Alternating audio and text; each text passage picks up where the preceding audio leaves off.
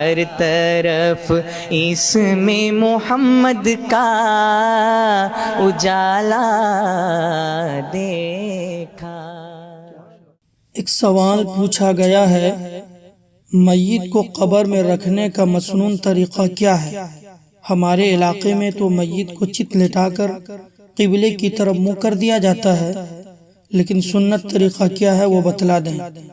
جواب یہ ہے، آپ کے علاقے میں جو طریقہ رائج ہے، جس کا ابھی آپ نے سوال میں ذکر کیا ہے، یعنی چت لٹا کر صرف منہ قبلے کی طرف کر دینا، یہ سنت کے خلاف ہے۔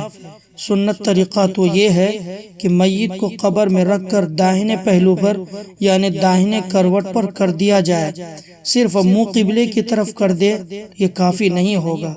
رہی یہ بات کہ بے جان جسم کو کروٹ کے بل لٹانا مشکل نظر آتا ہے، جواب یہ ہے کہ دیوار کے ساتھ مٹی کا سہارا دے دیا جائے تو مشکل نہیں ہوگا۔